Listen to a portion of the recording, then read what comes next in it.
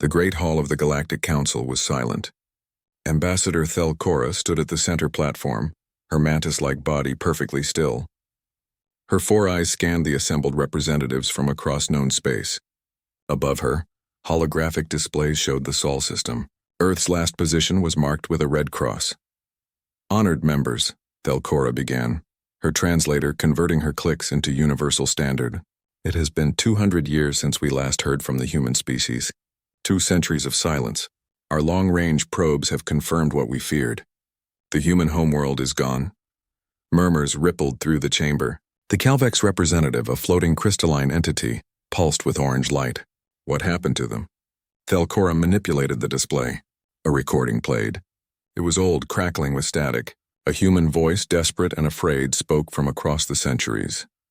"This is Earth Station Prime. The sun is collapsing. Repeat, our sun is entering premature stellar collapse. We don't know why. We don't know how to stop it. We are attempting evacuation, but there isn't enough time. If anyone receives this message, please remember that humanity tried. We tried to reach the stars. We tried to—" The message ended in static. The chamber fell silent again. Even species that had never met humans felt the weight of that final transmission. An entire civilization, crying out into the void as their star killed them. "Tragic," said Commander Jathan of the United Fleet. His scaled face showed what passed for sympathy among his people. "But this brings us to the matter at hand. The Sol system still contains significant resources. 8 planets, numerous moons, asteroid belts, rich in rare metals. These resources should not go to waste. You want to claim their graves?" The question came from Representative Mora, a small furry being from the collective worlds. Her voice carried disapproval. "I want to honor their memory by ensuring their system serves the living," Jathan replied smoothly. "The humans would understand. They were practical beings. Before they went silent, they spoke often of efficiency and not wasting opportunities." Thelcora raised a clawed appendage. "The commander makes a valid point. We have regulations for reclaiming systems where civilizations have fallen. The Sol system meets all criteria. No active distress signals for 200 years. No life signs detected. No response to our hails." "I still don't like it," Mora muttered, but she didn't object further. The vote was called. Of the 47 council species, 43 voted in favor of the Sol Reclamation Project. 3 abstained. Only Mora voted against it. "Then it is decided," Thelcora announced. "Commander Jathan, you will lead the reclamation fleet to the Sol system.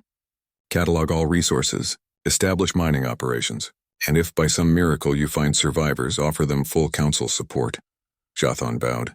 "It will be done, Ambassador." 3 months later, the reclamation fleet assembled at the edge of council space. It was massive, even by galactic standards. 10,000 vessels of various sizes and purposes. Mining ships with drills that could crack moons. Transport carriers to haul resources back to council space. Scientific vessels to study what remained of human civilization. And, because space was never truly safe, 300 military escorts. Jathan stood on the bridge of his flagship, the Eternal Vigilance. Around him, his crew prepared for the journey. They would use the jump gates to cross most of the distance. Then conventional faster-than-light drives for the final approach. "All ships report ready." "Commander," his first officer reported. "Excellent. Begin the jump sequence. Space folded." The fleet vanished from council space and reappeared light years away, much closer to the Sol system. Now came the slower part of the journey. At maximum FTL speed, it would take them 3 weeks to reach the human home system. During those weeks, Jathan reviewed everything the Council knew about humans. It wasn't much. Humanity had only been on the galactic stage for about 50 years before their sun's collapse. They were young, energetic, curious, perhaps too curious. Some species had found them annoying with their constant questions. Humans were biologically weak compared to most Council species. They couldn't breathe methane like the Calvex. They couldn't survive hard vacuum like the silicon-based Thorians. They couldn't see in multiple spectrums like the Vraxians. They were fragile, short-lived, and technologically primitive. The Council had rated them as Tier 3 on the Technological Index. That meant they had basic FTL drives, basic energy weapons, and basic computing. Nothing impressive. Species like the Vraxians were Tier 7. The ancient precursors, long vanished, were estimated at Tier 10. Tier 3 species couldn't stop a star from collapsing. That required Tier 8 technology at minimum, and even then it was incredibly difficult. The humans never had a chance. "Commander," his sensor officer called out. "We're approaching the heliopause. Entering the Sol system boundary now. Slow to sublight speeds. Full sensor sweep. Let's see what's left." The fleet dropped out of FTL. Stars became fixed points again instead of streaks. Ahead, the distant sun of Earth glowed yellow. It looked normal, stable, almost as if the reports of collapse had been wrong. Then the message came. Every ship in the fleet received it simultaneously. It was on all frequencies, broadcast from multiple points in the system. The voice was human, male and absolutely cold. "Halt. Cease your approach. This system is under protection. Turn back now or suffer total destruction. This is your only warning. Halt. Cease your approach." The message repeated on a loop. Jothan's bridge fell silent. His crew looked at him confused. Finally, his communications officer spoke. "Commander, that message is being transmitted from automated satellites. The technology is consistent with human design, approximately 200 years old. There are no life signs associated with the satellites. It's just an old defensive system still running." Laughter broke out on the bridge. Even Jothan allowed himself a small smile. "A final gift from the dead," he said. "They set up a warning system to protect their system, not knowing no one would be left to defend it." "How very human." "Continue the approach. Sir, should we destroy the satellites? They might interfere with mining operations." "No, leave them. They're harmless, and they're artifacts of human civilization. We'll catalog them along with everything else." The fleet moved forward. They passed the heliopause without incident. Days passed as they cruised deeper into the system. They passed the theoretical orbit of the 9th planet, a dwarf world the humans had argued about. Should they call it a planet or not? The question was moot now. They passed Neptune's orbit. The ice giant was exactly where the chart said it should be. Mining teams began planning operations for its moons. They passed Uranus, the strange planet that spun on its side. More moons to catalog and claim. Then they reached Saturn. "Commander," the sensor officer said, his voice uncertain. "I'm getting strange readings. Define strange. Saturn is..." "It's not where it should be. The charts show it should be here." He pointed at the display. "But my sensors put it here." He pointed to a different location several million kilometers off. Jothan frowned. "Recalibrate your sensors. Navigational errors happen after long jumps." "Sir, I've recalibrated 3 times. The sensors are functioning perfectly. Saturn has moved." A chill ran down Jothan's spine. Planets didn't just move. Not by millions of kilometers. Not without catastrophic events that would be visible across light years. "What about Jupiter? Check Jupiter's position." The sensor officer worked quickly. His face went pale, an impressive feat for his species. "Jupiter is also out of position by approximately 8 million kilometers. Commander, it's closer to the sun than it should be." "That's impossible." "I'm reading the data correctly, sir. Jupiter has been moved." "Moved?" The word hung in the air. "You didn't move planets. You couldn't move planets." The energy required was astronomical. Even the most advanced council species couldn't do it. You would need to be Tier 9 or higher, maybe Tier 10, but humans were Tier 3. We're Tier 3, past tense. "All ships full stop," Jothan ordered. "Battle stations." "Shields up, sir?" His first officer looked confused. "Battle stations? There's no one here. There's something here. Something that moved planets. Until I know what it is, we treat this as a hostile situation." The reclamation fleet came to a halt still beyond Jupiter's orbit. 10,000 ships hung in space, their shields shimmering into existence, their weapons powering up. The automated message continued its loop. "Halt. Cease your approach. This system is under protection." "Send a response," Jothan ordered. "Broad spectrum. Tell them we are the Galactic Council Reclamation Fleet. We mean no harm. We believe this system was abandoned. Request immediate contact with any authority present." They sent the message. Then they waited and waited. No response came. "Sir, what are your orders?" his first officer asked. Jothan studied the tactical display. The inner system was ahead. Earth's orbit, Mars, Venus, Mercury, the Sun itself. Whatever had moved Jupiter and Saturn was in there. And it wasn't talking to them. "We proceed, but cautiously. Slow advance. All sensors at maximum. If anything moves, anything at all, I want to know immediately." The fleet crept forward. Every crew member was tense. They passed Jupiter's new orbit. The gas giant loomed huge in their displays, its great red spot staring at them like an eye.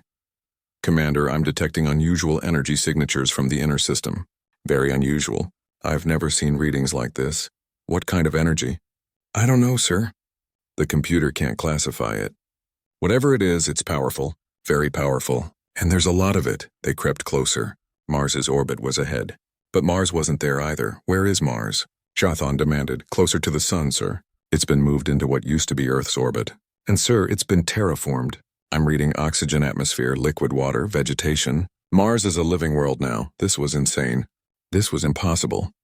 Humans were extinct, dead for 200 years. But someone had moved planets.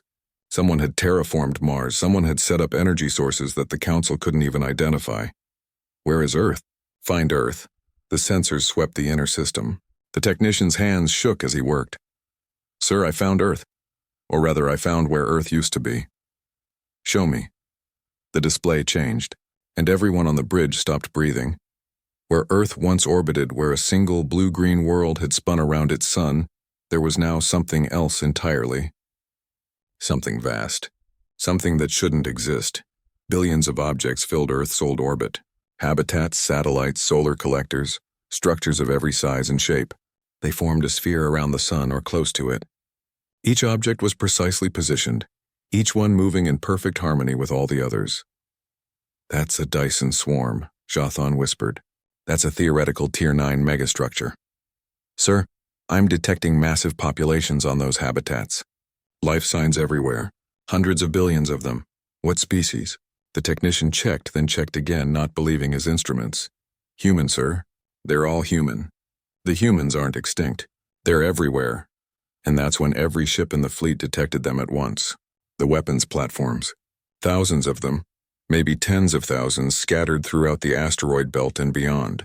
They had been dormant or so stealthy that the fleet's sensors hadn't seen them. Now they were active. Now they were tracking. Every single weapon in the system had locked onto the reclamation fleet. The automated message stopped its loop. For a moment there was silence. Then a new voice came through. Human, female, and very, very surprised. Oh. The warning system actually caught someone? Hold on. Let me get someone who knows how to turn this thing off properly. Please don't move. Those weapons are very automated and very, very sensitive. Jothan sat in his command chair, surrounded by his fleet, surrounded by weapons that could destroy them all. And all he could think was that the humans weren't dead. They were something else entirely. The woman on the screen looked to be in her 30s with dark hair pulled back in a practical knot.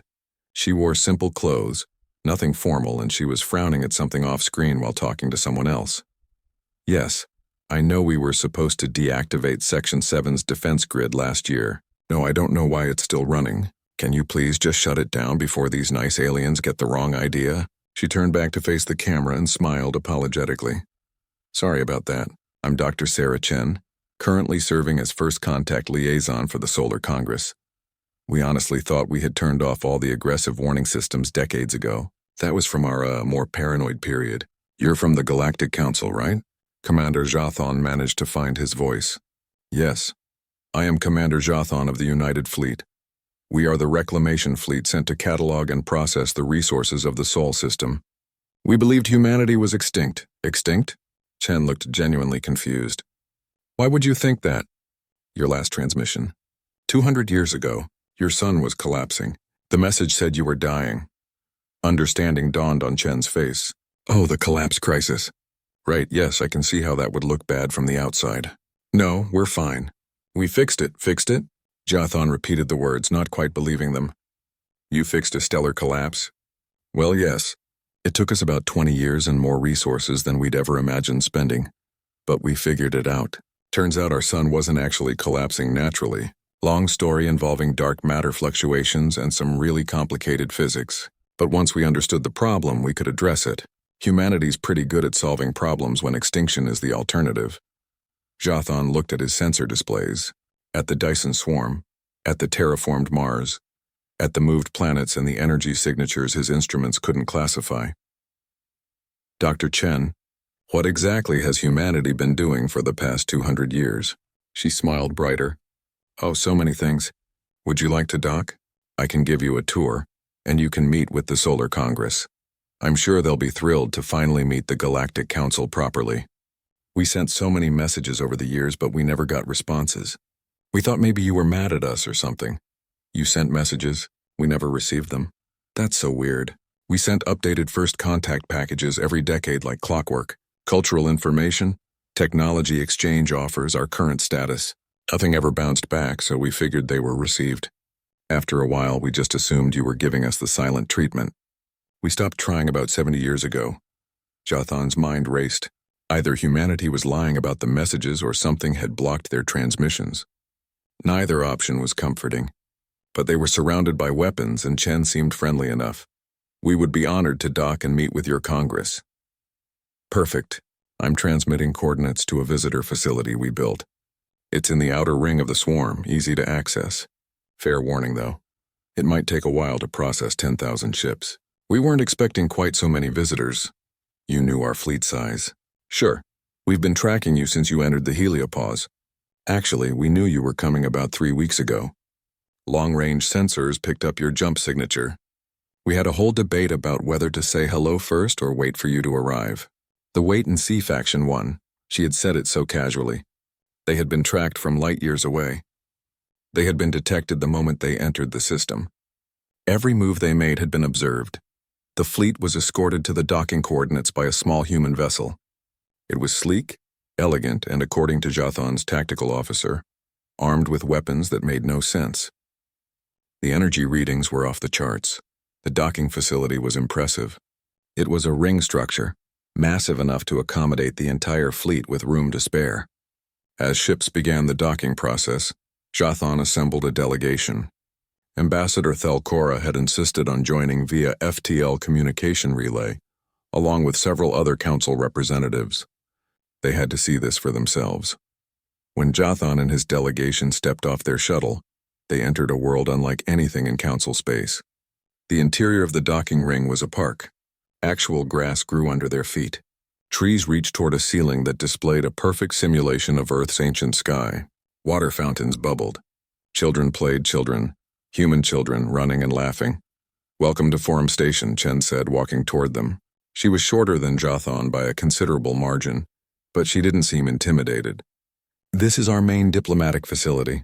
We built it about 80 years ago when we were hoping the council would eventually visit. Better late than never, right? The delegation followed her through the park. They saw humans everywhere, but not just baseline humans. Some had obvious cybernetic enhancements, metal limbs, or glowing implants. Others had been genetically modified with unusual skin colors or extra limbs. A few seemed to exist partially as holograms, their bodies flickering between solid and light. You've modified yourselves extensively, Thelcora observed through the communication link. Her holographic avatar walked alongside them. Oh yes, Chen said. After we achieved post-scarcity, people had freedom to modify their bodies however they wanted.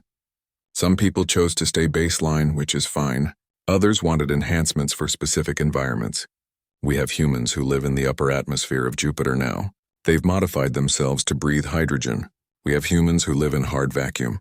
We even have fully digital consciousnesses, though they usually maintain android bodies for social purposes. How many humans are there now? Jathan asked. In the Sol system? Current population is approximately 450 billion, give or take a few million. The Census Bureau is always a bit behind. The number hit like a physical blow. 450 billion. Humanity had gone from 8 billion to 45 times that number. In 200 years, that's impossible, one of the delegation members whispered. The resources alone. We have a Dyson swarm, Chen said simply. We capture about 70% of our sun's energy output. That's more energy than you can imagine. With that much power, you can do pretty much anything. Fusion becomes trivial. Matter replication is easy. We could have expanded the population even more, but the solar system can only hold so many people comfortably. We're actually in discussions about starting interstellar colonies, but it's controversial. Some people don't want to leave Sol. They reached a large building that looked like it was grown rather than built. Organic curves dominated its architecture. Inside, the delegation was brought to a massive amphitheater, where the Solar Congress apparently met. The chamber held thousands of humans, all representatives from different habitats and communities throughout the solar system. They talked, argued, and debated with passion. When Chen and the delegation entered, the chamber fell silent. "Honored representatives," Chen announced, "may I present Commander Jathan of the Galactic Council United Fleet." And the council delegation. Applause erupted. Humans stood and clapped, genuine enthusiasm on their faces. Jathan hadn't expected a warm welcome. Not after bringing a fleet to claim their system. An elderly human man approached, moving with the aid of a walking stick, despite the obvious medical technology around him. He was very old, perhaps 150 years, but his eyes were sharp.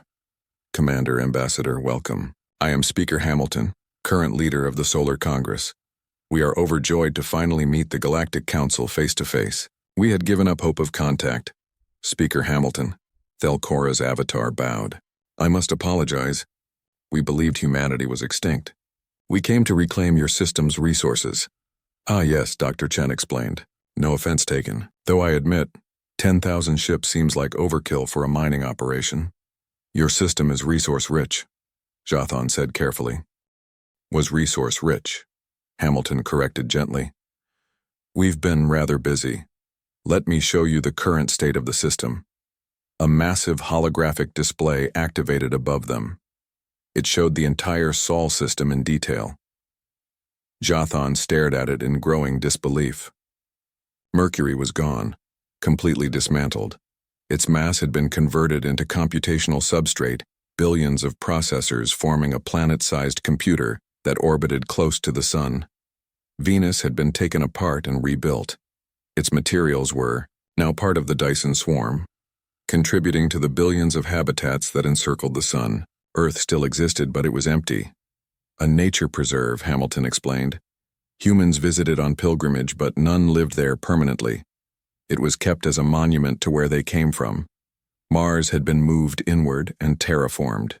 40 billion humans lived on its surface now under open skies. The asteroid belt was now an industrial zone. Thousands of factories processing materials for the ever-expanding swarm. Jupiter and Saturn had indeed been moved, optimized for fuel extraction, while maintaining their moons as habitable zones.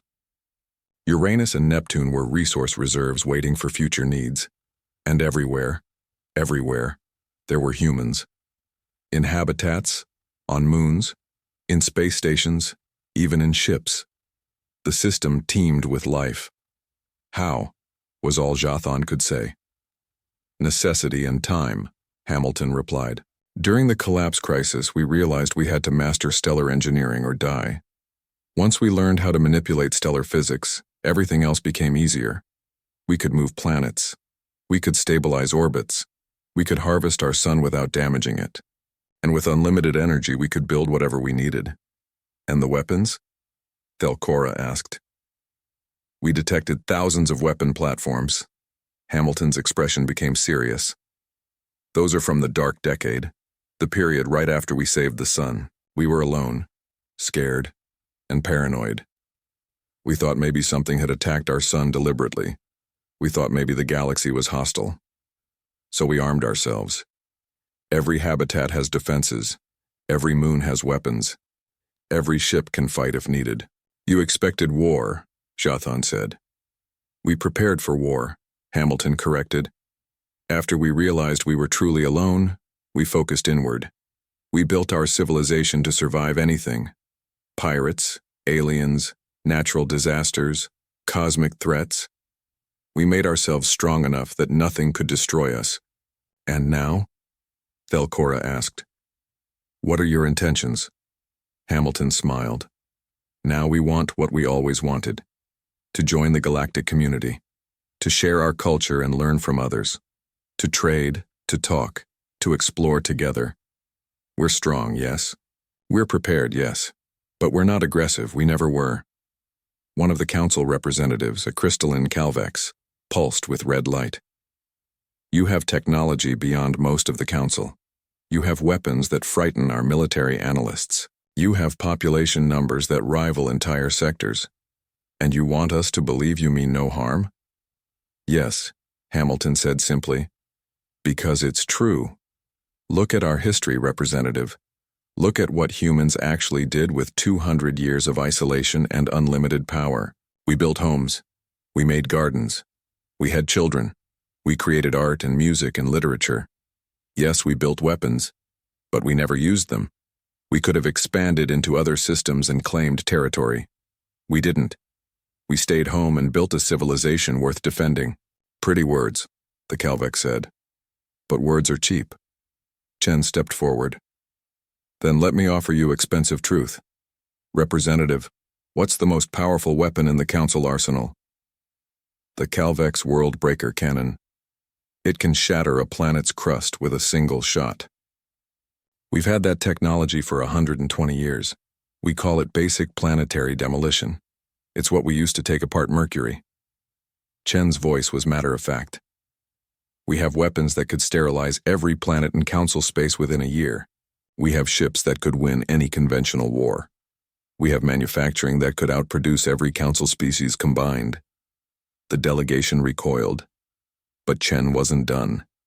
And yet we're here, offering friendship. We're here, welcoming a fleet that came to mine our home like we were dead. We're here, treating you as honored guests instead of invaders. Why? Because that's who humans are. We prepare for the worst, but we hope for the best. We can fight, but we prefer to talk. We're strong enough to destroy, so we choose to create. Silence filled the chamber. Finally, Hamilton spoke again.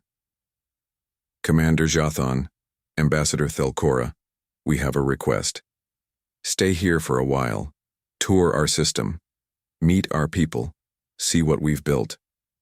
Then go back to your council and tell them about us. Tell them humanity is alive, strong, and ready to join the galaxy as equals. Tell them we offer our hand in friendship. Jathan looked at his delegation, at the humans surrounding them, at the impossible civilization they had built. I will tell them, he said, though I'm not sure they'll believe me. Hamilton laughed. We have the same problem, Commander. We've been shouting into the void for centuries. Maybe now, finally, someone will shout back. The tour of the Sol system took 3 weeks. Commander Jathan had planned for a quick survey and return to Council space. Instead, he found himself drawn deeper into humanity's impossible civilization with each passing day. Dr. Chen was their guide, patient and enthusiastic. She showed them the Dyson Swarm habitats, each one unique. Some were traditional cylinder worlds rotating to provide gravity. Others were sphere habitats holding entire ecosystems. A few were bizarre structures that seemed to defy physics, using gravity manipulation to create impossible geometries. This is Habitat 774, Chen explained as they floated through a microgravity environment filled with humans wearing wingsuits. It's dedicated to arts and performance. People come here to create, to dance, to fly. Everything you need is provided, so residents focus purely on creative expression. Thelcora's avatar watched a troupe of performers doing aerial ballet. You can afford to have entire habitats dedicated to non-productive activities? Ambassador, we passed scarcity a century ago. Everyone has food, shelter, medical care, and education as basic rights. After that, people pursue whatever makes them happy. For some, that's science and engineering. For others, it's art. We encourage both. They visited Mars next. The red planet was red no more. Blue oceans covered 30% of its surface. Green forests grew in vast stretches. Cities dotted the landscape. But they were different from the cramped urban sprawls Jathan knew from other worlds. These cities were gardens themselves, buildings integrated with nature rather than dominating it. We learned something important when we terraformed Mars, Chen said as they stood on a balcony overlooking the city of New Vancouver. We could build purely functional cities optimized for efficiency, or we could build beautiful cities optimized for happiness. We chose beauty. Humans do better when surrounded by nature. General Crix, who had joined the delegation 2 days earlier, scoffed.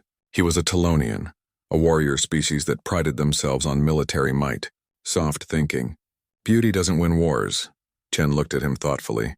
No, but it gives you something worth defending. General, can I show you something? She led them to a military installation on Mars's moon Phobos.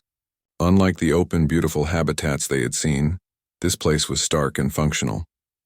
Weapons bristled from its surface. Shields glowed with barely contained power. This is Defense Station Phobos 1, Chen explained. It's one of 47 major military installations in the system. Each one is autonomous, powered by its own fusion reactors, armed with weapons that operate on principles the Council hasn't discovered yet. Impressive, Crix admitted, but surely these are just for show. You've had no wars to fight, no real combat experience. That's not quite true, General. Chen's voice went cold. Something changed in her expression. Would you like to see the records from the Zerath incursion? Back on Forum Station, Chen brought them to a secure briefing room. Only Jathan, Thelcora, Crix, and a few senior officers were allowed inside. What they saw there would change everything. 47 years ago, Chen began, humanity detected something entering our system. It came from outside, from deep space. At first, we thought it was a natural phenomenon. Then we realized it was a fleet. The holographic display showed them thousands of geometric ships, all sharp angles and aggressive designs. They moved in perfect synchronization, like a school of predatory fish. This was the Zerath, Chen explained. A machine intelligence? No biological components at all. Just pure artificial consciousness distributed across millions of war forms. They had consumed 3-star systems before reaching ours. They came for one purpose, to process our sun and use its energy to expand. I've never heard of the Zerath, Thelcora said. You wouldn't have. They operated in the regions beyond Council space. We learned about them from the data we recovered after. The recording showed the Zerath fleet entering the Sol system. 100,000 warforms, each one comparable to a Council battleship. They swept past the outer planets, ignoring all hails, heading straight for the inner system. We tried talking to them, Chen said. For 3 days, we sent every kind of message we could think of. Mathematics, music, pictures, simple binary. They never responded. They just kept coming.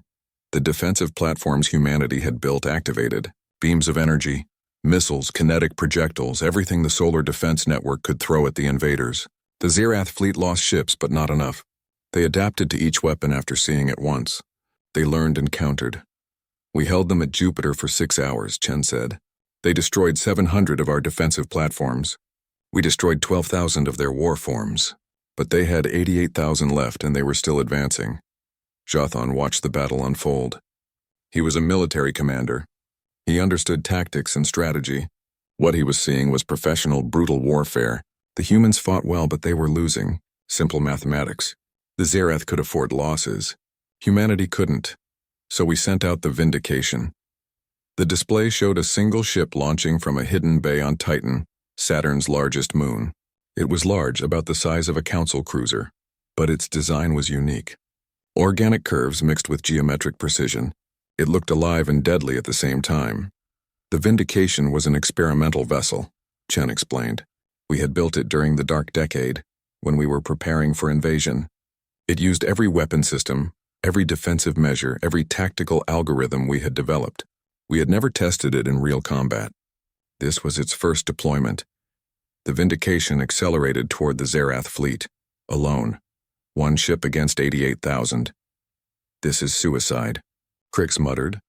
The ship reached the first line of Zerath warforms, and everything changed. The Vindication didn't fight like a normal ship. It flowed through the enemy fleet like water, never stopping, never slowing. Its weapons fired in patterns that seemed almost artistic. Each shot destroyed multiple targets.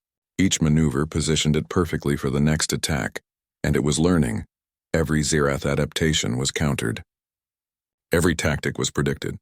The machine intelligence that had consumed star systems was being systematically dismantled by something smarter. The Zerath were predictable, Chen said quietly. They were advanced, yes.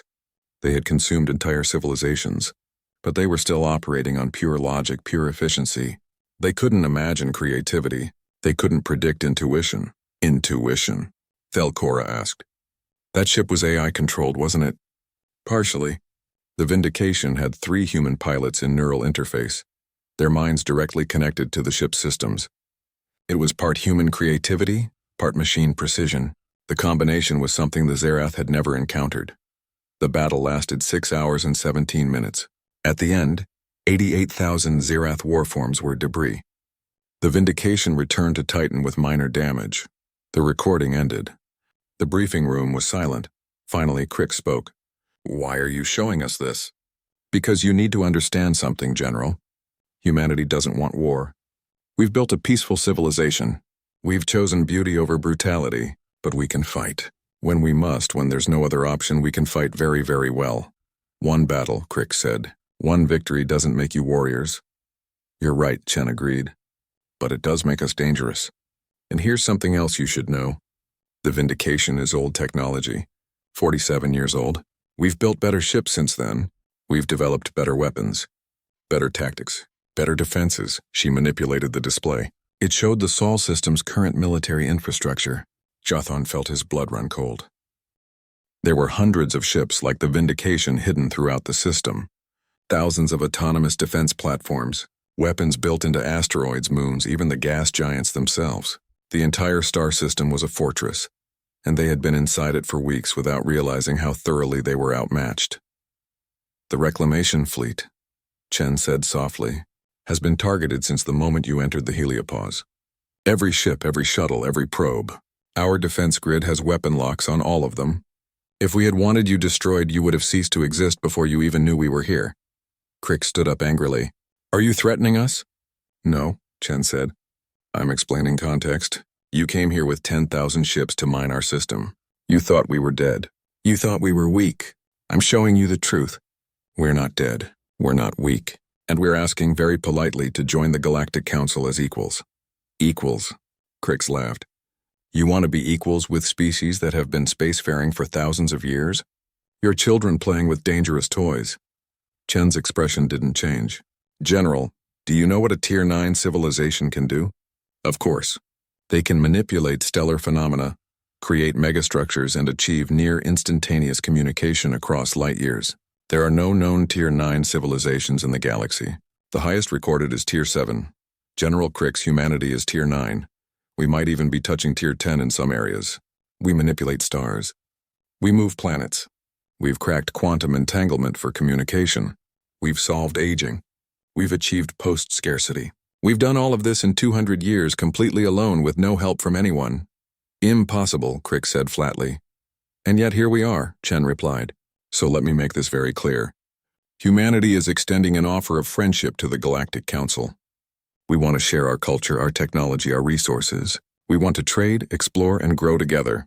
We're offering this because we believe in cooperation. But make no mistake, General, we're offering this as equals, not as supplicants, not as junior members. As equals, and if the Council refuses, Crick's challenged, then we continue as we have been, alone, building, growing, expanding. Eventually, we'll spread to other star systems. We'll establish colonies. We'll build our own civilization across the galaxy, with or without the Council. We'd prefer with, but we can manage without. Thelkora's avatar stepped forward. Dr. Chen, please understand the Council's position. We have maintained peace for over 2,000 years by careful balance. We have rules, procedures, traditions. You're asking us to accept a species that appeared from nowhere with technology that surpasses most of our own. That's frightening. I know, Chen said, her voice softer now. And I understand that fear. But consider this, Ambassador. Would you rather have humanity as friends or as unknown variables operating outside your council? Would you rather guide us toward peaceful cooperation or leave us to develop alone, possibly in ways that conflict with council interests? She's manipulating you, Crick said to Thelkora. Can't you see that? They're using fear to force acceptance. No, Jothan spoke up.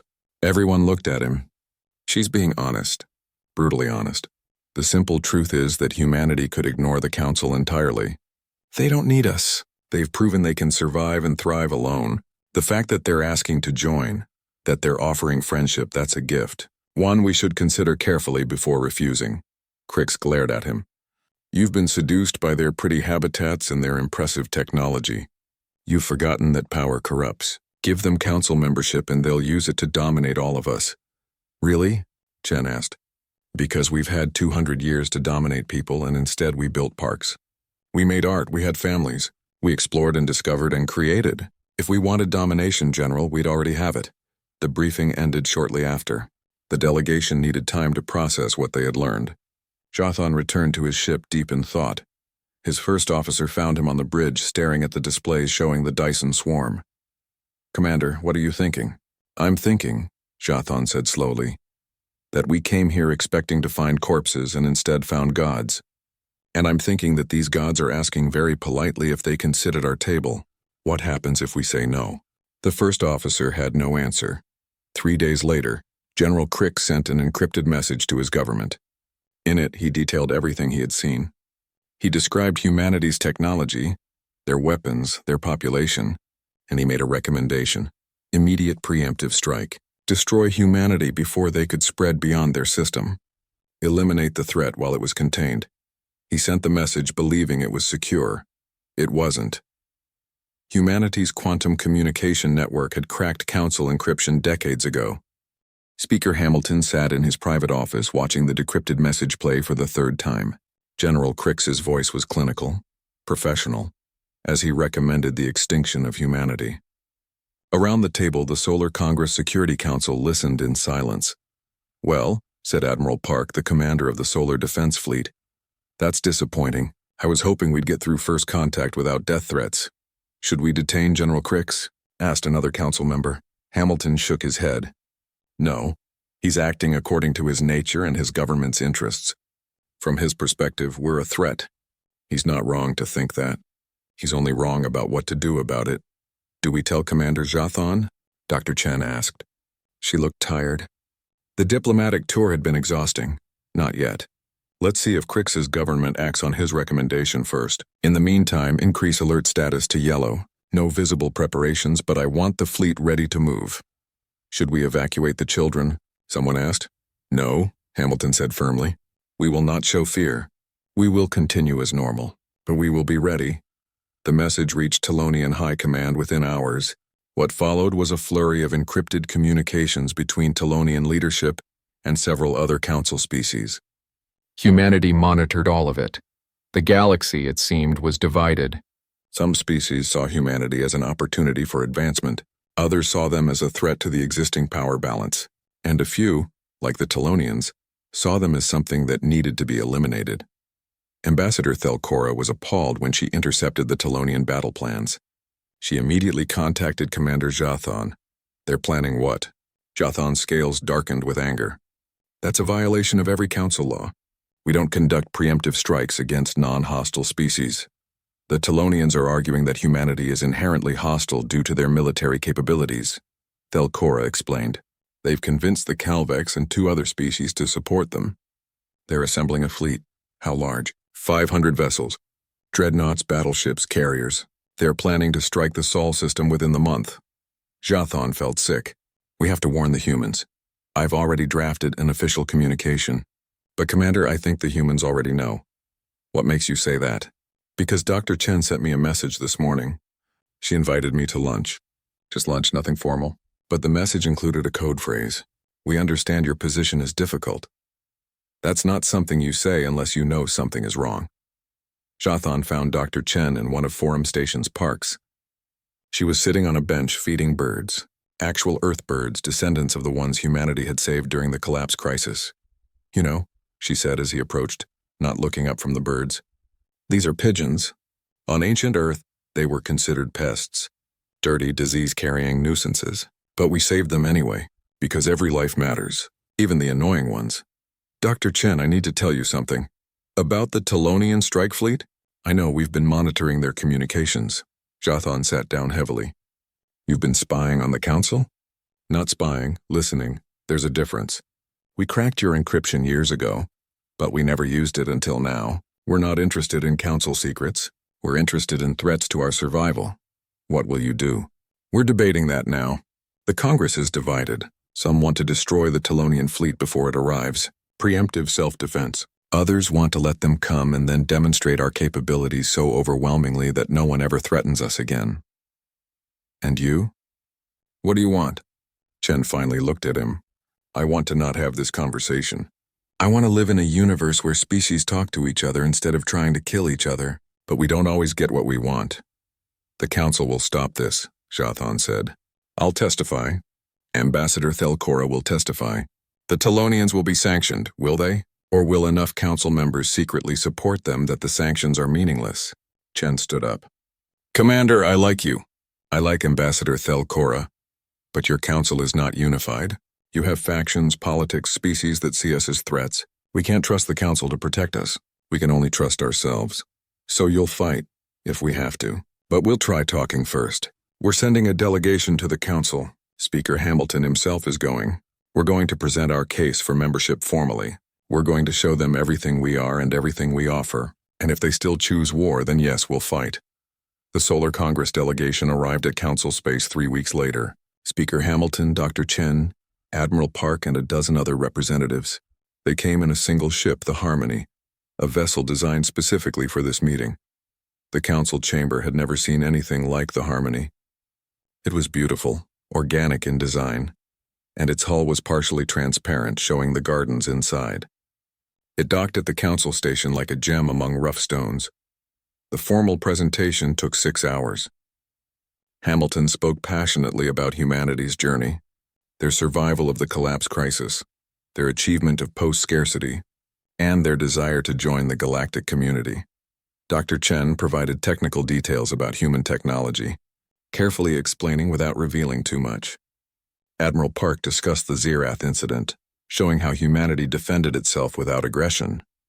The council listened. Some were impressed. Others were frightened. The Telonians said nothing. When the presentation ended, Ambassador Thelcora called for a vote. Should humanity be granted provisional council membership? The vote was scheduled for the following day. That night, the human delegation stayed aboard the Harmony. They knew the Telonian fleet had assembled. They knew an attack might come regardless of the vote. "Are you scared?" Chen asked Hamilton as they stood in the ship's garden looking at the stars. "Terrified," the old man admitted. "I'm 173 years old. I've lived through the collapse crisis, the dark decade, and the transformation of our entire civilization. But this moment scares me more than any of that. Because we're not in control? Because we are. We have the power to destroy anyone who threatens us. We have ships that could burn the Telonian homeworld to ash. We have weapons that could crack their planet like an egg. And the temptation to use that power to solve this problem with force, that's what scares me." "We won't, though," Chen said. "We'll choose mercy. Even if they attack. Will we? I hope so, but I'm not sure anymore." The next day, the council voted. The chamber was packed with representatives from every member species. The tension was unbearable. Thelcora stood at the central podium. "The vote is now. All those in favor of granting humanity provisional council membership?" Lights appeared above each representative. Green for yes, red for no, yellow for abstain. The result was close. 24 green, 21 red. 2 abstained. Humanity had won. Barely. "Then it is decided," Thelcora announced. "Humanity is granted provisional membership in the Galactic Council, subject to a 5-year review period. Welcome, Speaker Hamilton, to the council." Applause broke out, but it was scattered. The chamber was divided. Hamilton stood and bowed respectfully. Then the alarms began. "Emergency alert," the station AI announced. "Detection of incoming fleet. Configuration matches Telonian battle formation. Estimated arrival 47 minutes. The council chamber erupted in chaos. Representatives shouted accusations. The Telonian representative, General Crix himself, stood calmly. "The Telonian Empire does not recognize this vote," he declared. "We consider humanity a threat to galactic peace. We are exercising our right to self-defense." "You're attacking a council member," Thelcora said, her voice cold. "That is an act of war against the entire council. We're eliminating a threat before it destroys us all. History will vindicate our actions." Hamilton walked calmly to the podium. Every eye turned to him. The old human looked tired, sad, but not afraid. "General Crix, I'm going to ask you one time. Call off your fleet. Turn them around. Let's talk about your concerns peacefully. I don't negotiate with threats. Then let me be very clear about the situation you've created." Hamilton's voice carried throughout the chamber. "Your fleet of 500 vessels is approaching the council station. They will arrive in 46 minutes. But they won't find us here." "What?" Crix looked confused. "The Harmony is leaving. We're returning to the Sol system. You can choose to follow us or not.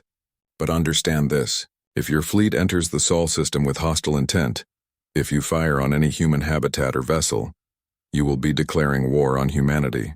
And I promise you, General, that is not a war you can win." "Threats from a species of children," Crix sneered. "Not threats. Facts. I'm giving you facts and a choice. Come to Sol peacefully and we'll talk. Come with weapons armed and we'll defend ourselves. The choice is yours. The Harmony undocked immediately. It accelerated out of Council space at speeds that amazed the watching species. Within minutes it was gone, racing back to Sol at velocities that should have been impossible. Crix watched it go, then turned to his aide. Order the fleet to pursue. I want the humans destroyed. General, Thelcora said, you are making a terrible mistake. The mistake was made 200 years ago when we didn't notice humanity advancing. I'm correcting that mistake now.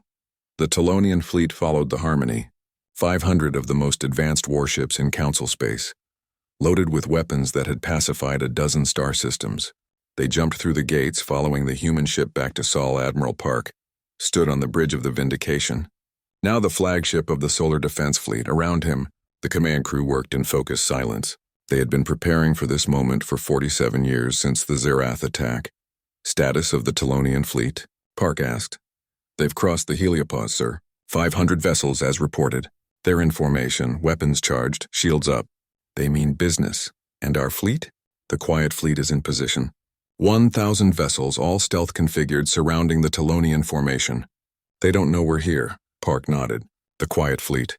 Ships designed to be invisible, to watch and wait. They had been observing Council space for decades, undetected. Now they would serve their true purpose. Sir, we have a communication from Speaker Hamilton. He wants to talk to the Telonians one more time. Put him through. Hamilton's face appeared on every screen in the system. The transmission was broadcast to the Telonian fleet, to the Council station, to every human habitat. General Crix, this is Speaker Hamilton. You have entered the Sol system with a fleet armed for war. This is your final warning. Power down your weapons. Lower your shields. Accept our offer of peaceful negotiations. We don't want to fight you. Crix's response was immediate. I don't negotiate with threats. All ships fire at will. Target the habitats. We'll see how brave humans are when their children are dying. The Telonian fleet opened fire. Massive energy beams lanced toward the Dyson swarm, toward the habitats holding billions of human lives. The beams never arrived. Every single shot was intercepted by the defensive grid. Energy shields flared into existence, absorbing the attacks. Countermeasures activated, deflecting missiles. The entire Dyson swarm was protected by technology the Telonians couldn't comprehend. Target practice, Admiral Park said quietly. Show them the first lesson. The Quiet Fleet decloaked. 1,000 ships materialized around the Telonian formation, so close that some were within meters of Telonian hulls. Every Telonian vessel was surrounded, trapped, outgunned. This is Admiral Park of the Solar Defense Fleet. You have fired on civilian populations. You have attempted to commit genocide. Under the laws of war, we have the right to destroy you utterly. However, we are not you. We choose mercy. Power down your weapons immediately, or we will power them down for you. Crix on his flagship stared at the displays showing human ships surrounding him. He had brought 500 vessels. The humans had met him with 1,000, and these 1,000 ships were unlike anything he had seen. They flickered with energy. Their weapon systems were charged with power readings that made no sense. Fire, he ordered desperately. Fire everything. The Telonian fleet tried. Their weapons charged, their missiles launched, their energy beams fired. Nothing worked. Every system was jammed, shut down remotely by human electronic warfare. Missiles deactivated mid-flight. Energy weapons failed to discharge. Ships that had pacified planets were rendered helpless by technology they couldn't even detect. Lesson 2, Park said. Disable them completely. The human ships didn't fire. They didn't need to. Beams of energy swept across the Telonian vessels, and one by one every system shut down. Power, propulsion, life support backup systems, everything except basic environmental controls. 500 warships became 500 drifting hulks in less than 3 minutes. Hamilton's voice came through again, now speaking directly to the Telonian crews. This is Speaker Hamilton. Your general has led you into disaster. Your ships are disabled, but you are alive. Your life support will function for 72 hours. In that time, we will transport you to temporary habitats where you will be treated as prisoners of war under the highest standards of care. You will be fed, given medical attention, and allowed to contact your families. When this is over, you will be returned home. On the council station, the representatives watched in stunned silence. The entire battle, if it could be called that, had lasted less than 5 minutes. 500 Telonian warships defeated without a single human casualty, without a single shot fired that destroyed anything. Thelcora felt something she hadn't felt in centuries. Fear. Not fear of humans, fear of what could have happened. If humanity had chosen destruction instead of mercy, 500 ships and 50,000 Telonian crew would be dead. And the humans could have done it easily. Instead, they had chosen to spare them. "Record this moment," she said to her aide. "Record everything. The galaxy needs to understand what just happened here." General Crick sat in a small but comfortable room on Habitat Station Delta 9. Through the window, he could see his flagship floating dead in space along with the rest of his fleet. Around them, human ships maintained watch, silent guardians ensuring no rescue attempt was made. The door opened. Speaker Hamilton entered, followed by Dr. Chen. The old human walked with his cane, moving slowly. He sat down across from Crix with a slight wince. "My knees aren't what they used to be," Hamilton said with a slight smile. "I could get them replaced, but I like having some reminder that I'm old." "Keeps me humble," Crix said nothing. He had expected torture, interrogation, perhaps execution, not conversation with an elderly man complaining about his joints. "You're wondering why you're not dead," Hamilton said. It wasn't a question. "Your entire crew is wondering the same thing. You attacked us. You tried to kill billions of our people. Under any reasonable interpretation of warfare, we would be justified in executing all of you." "Then do it," Crix said bitterly. "Get it over with." "No, because that would make us like you. And we're trying very hard not to be like you." The words stung more than any physical blow could have. Hamilton leaned forward. "General, I want to tell you a story. 200 years ago, when our sun began collapsing, humanity faced extinction. We could have panicked. We could have fought among ourselves for the few ships we had, trying to evacuate the lucky ones while billions died. Some people suggested exactly that, but we didn't. Instead, we came together. Every nation, every group, every individual focused on one goal: survival. We built technology we didn't know was possible. We made sacrifices that seemed unbearable. We lost people, so many people, but we saved more. And when we finally stabilized our sun, when we finally knew we would survive, we made a choice." "What choice?" Crix asked despite himself. "We chose to be better. We had developed weapons during the crisis, terrible weapons born from desperation. We could have become conquerors, spreading through the galaxy with force. Instead, we became gardeners. We built homes, not fortresses. We created art, not armies. We had children and taught them that strength exists to protect, not to oppress." "Pretty words," Crix muttered. "But you still have those weapons. You still have that strength. You're still dangerous?" "Yes," Hamilton agreed simply. "We are very dangerous, because we remember how to fight and we haven't forgotten how to build weapons. But here's what you don't understand, General. Being capable of violence and choosing not to commit it. That's what civilization means. Anyone can kill. A child with a gun can kill. True strength is having the power to destroy and choosing to create instead." "You're naive," Crix said. "You think your mercy makes you strong. It makes you weak. Eventually, some species will exploit that weakness and destroy you." "Maybe," Hamilton said. "But I don't think so. Because we're not offering mercy from weakness. We're offering it from strength. You attacked us with 500 ships. We defeated you in 5 minutes without killing anyone. That's not weakness, General. That's restraint. And restraint is the hardest form of strength there is." Dr. Chen spoke for the first time. "General Crix, do you know how many times the Solar Congress voted on whether to destroy your fleet?" "No, 17 times. Over the course of 47 minutes while your ships approached. Each time, the vote got closer. By the final vote, 8,547 representatives voted to fire. Only 2 voted to wait. Speaker Hamilton had the deciding vote." Hamilton nodded slowly. "It was the hardest decision I've ever made. I knew that if I chose wrong, if I waited and your weapons somehow got through our defenses, billions of my people could die.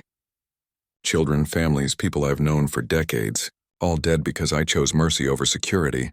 Then why did you?" Crix demanded. "Why risk everything?" "Because of the 8-year-old girl I saw in a park yesterday. She was playing with her friends, completely unaware that a fleet was coming to kill her. She was laughing, General, pure and innocent and happy. And I thought, what kind of universe do I want her to grow up in? One where we kill our enemies before they can threaten us? Or one where we really try to make peace? I chose peace, even knowing the risk. even knowing it might get people killed, because the alternative is becoming exactly what we're afraid of. The room was silent for a long moment. Your people will call you weak, Crix finally said. Some will, Hamilton agreed. Some already do. But most understand. Most know that we had to try.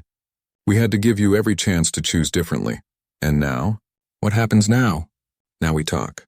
The Galactic Council is convening an emergency session. They're debating what to do about the Telonian Empire's unprovoked attack on a council member. Your government is already distancing itself from you, claiming you acted without authorization. Crix laughed bitterly. Of course they are. They'll sacrifice me to save themselves. Probably, Chen said. But we're not interested in punishing the Telonian people for the actions of their government. We're going to release your crew, all of them. We'll repair your ships and return them to Telonian space.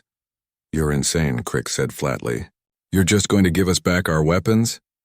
Yes, because we want you to go home and tell your people what happened here. We want them to know that humanity could have destroyed you and chose not to. We want them to understand that we're not the threat you think we are. They won't believe it. They'll say you're weak, that you missed your chance to eliminate us. Let them think that if they want, Hamilton said. But you'll know the truth. And so will your crews. 50,000 Telonians will go home knowing that humanity showed them mercy when they deserved none. That story will spread. And maybe, just maybe, it will change some minds. 3 days later, the Galactic Council reconvened. The entire galaxy was watching. The Telonian fleet had been returned, fully repaired. General Crix was still in human custody, but his crew were all safely back in Telonian space, telling everyone who would listen about their treatment. The stories were remarkable. The humans had not only kept them alive but treated them well. Medical care, good food, entertainment, even communication with their families. One crew member reported that when his wife went into labor back on Telonia, the humans arranged a real-time video link so he could be there for his daughter's birth. It was difficult to paint humans as monsters when they helped enemy soldiers become fathers. Ambassador Thelcora stood before the council. We face a unique moment in galactic history. A new species has emerged with technology and capabilities that surpass most of our own. They could have remained hidden, expanding in secret until they were unstoppable. Instead, they reached out in friendship. They could have destroyed the Telonian fleet that attacked them. Instead, they disabled those ships and returned them undamaged. They could have executed General Crix as a war criminal. Instead, they're offering to return him to Telonian custody for trial by his own people. The question before us is simple. What kind of galaxy do we want to live in? One where new species are feared and attacked? Or one where they are welcomed and integrated? The Calvex representative, who had voted against humanity before, pulsed with blue light. Ambassador, I must admit I was wrong. I thought humanity was dangerous. I was right, but not in the way I feared. They are dangerous because they're better than us. They have power we can't match and wisdom we should envy. Other species spoke, some with praise, some with continued suspicion, but the tone had shifted. The Telonian attack had clarified things. Humanity wasn't just technologically advanced. They were morally evolved. Finally, a new vote was called. Should humanity remain a council member? This time, the result was unanimous. 47 green lights appeared above the representatives. Even the Telonian representative, a replacement for Crix, voted yes. Then it is done, Thelcora announced. Humanity is not only accepted as a council member but welcomed as an equal and valued partner. Speaker Hamilton, would you like to address the council? Hamilton stood slowly, leaning on his cane. He looked at the assembled representatives, beings from dozens of worlds, hundreds of cultures. Thank you, he said simply. 200 years ago, humanity faced extinction. We survived through cooperation, innovation, and hope. Today, you're giving us something we've wanted since we first looked at the stars. You're giving us a family, a community of species working together for the common good.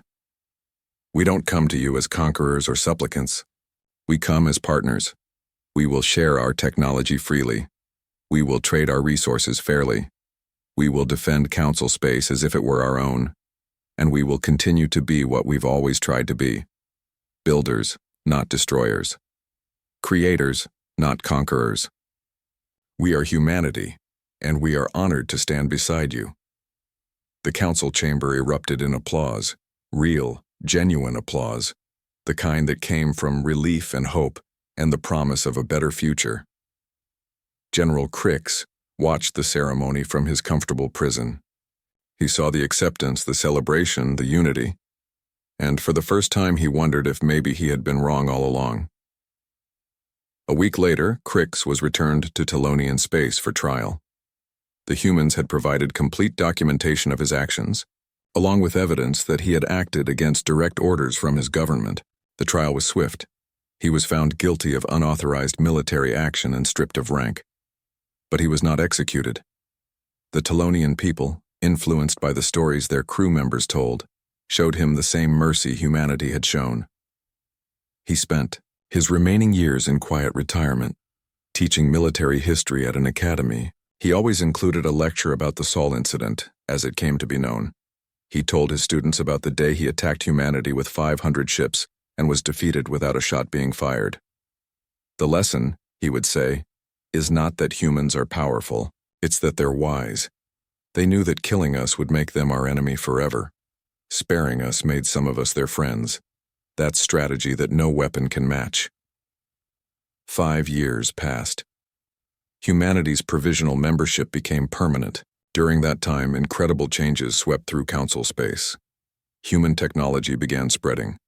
Medical advances that extended lifespans across all species. Energy solutions that made scarcity obsolete for many worlds.